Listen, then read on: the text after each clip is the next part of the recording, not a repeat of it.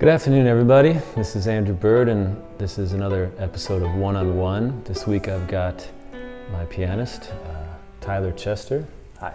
We've been playing together for about year and a half. Year and a half. I heard of you through Alan Hampton, through which most good things come. And he said, you got to play with this guy, Tyler. He's supremely tasteful, and it's worked out so well. But I didn't learn until after we started playing together. You're mainly a producer. Mm-hmm.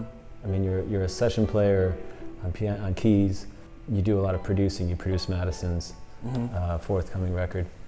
That's kind of a mysterious art to me. What do you feel like a producer does these days? I feel like these days people need a lot of help. Just help getting the songs to function, especially in the world of like Pro Tools and GarageBand. Just simplifying and getting ideas to coalesce in a way. Yeah, because you can do almost anything. I'm a big fan of trying to find like the inflection point in the studio of people playing together, right, and realizing the song like as a group. I noticed you seem to really be into that ethos of playing live, getting a band dynamic together. I mean, before we recorded, I was listening to a lot of Nina Simone. Yeah. And a lot of Jan Johansson, that piano player from the 70s, who's very like melodically and harmonically very spare. Mm-hmm. So there's like not too much information, but if there is something that's out, it's like very stark. Yeah. So I kind of had that in mind. I love it because it's got like the Nina Simone thing. It's got the jazz thing, but it has a really strong sense of pop structure to it, and what makes a good song. And sometimes jazz, as much as I love it, can go wrong or go astray. Yeah, at least in the kind of too much information. Yeah, exactly. So you still kind of remain like you retain like a hymn like kind of playing. Yeah, which I always really enjoy. Just like not too much passing notes and filigree. Anyway, so an interesting thing happened with the song "Bloodless," what I want to break apart today. So the melody to that song began actually as the melody to Sisyphus. Can you play the chorus to Bloodless?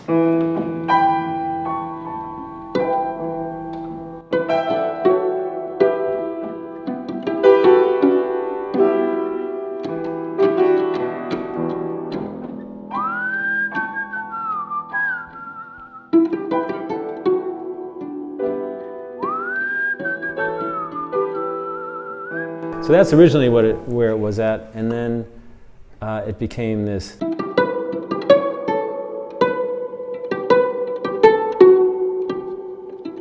That's what I was playing in pits, and then you kind of picked up on that. Yeah. But then you gave it kind of a downward trajectory. Right. That created a full phrase. Mine was just a little 2-bar turnaround, and yours became like a 4-bar phrase, if that makes sense. And so let's play that part you came up with. Yeah.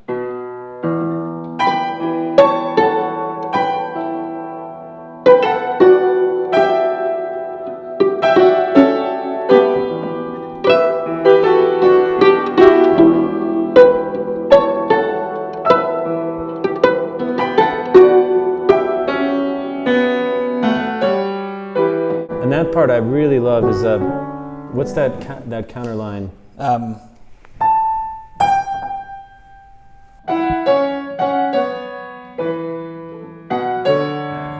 yeah. That's almost the Jan Johansson thing. Yeah. Like harmonies that are unusual and land eventually. Yeah, it gets really tense for a second and then it kind of dissipates. Yeah. Anyway, so I've got this new song that we're going to record next week.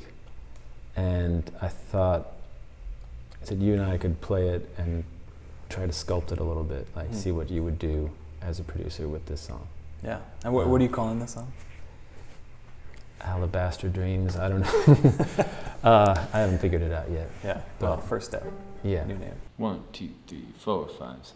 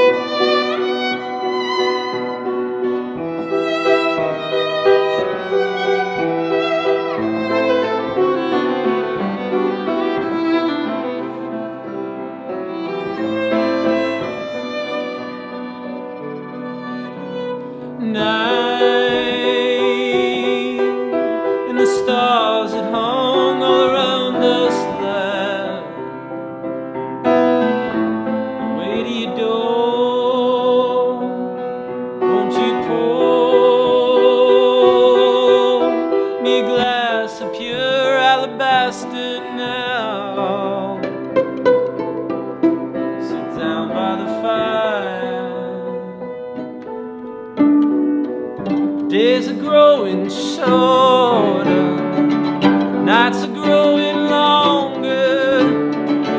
Gotta get much stronger to make it through.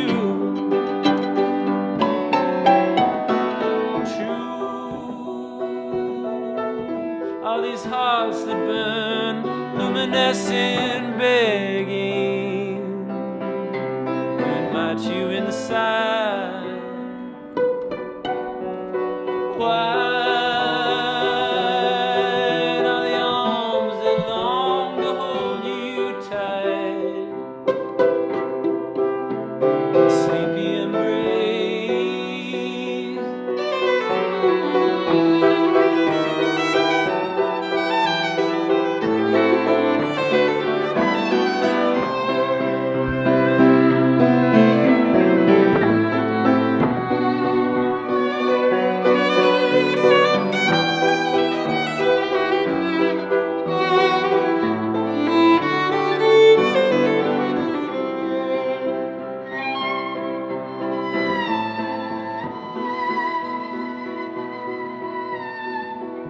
Days are growing shorter, nights are growing longer. It's gotta get much stronger to make it through. Night and the stars that hung all around you light. Wait till your dawn.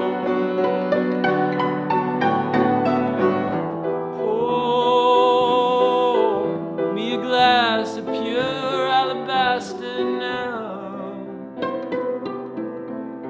Sit down by the fire. Turn that around. Sit down by the fire.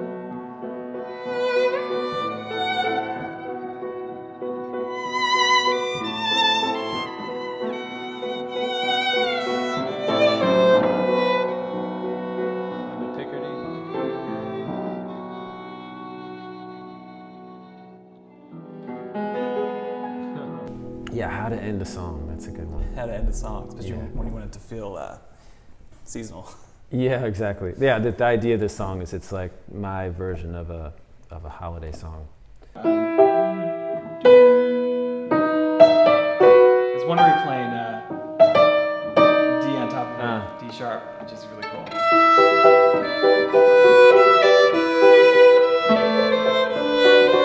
So stick with the D natural or D sharp? D natural is over. Or are you talking about the?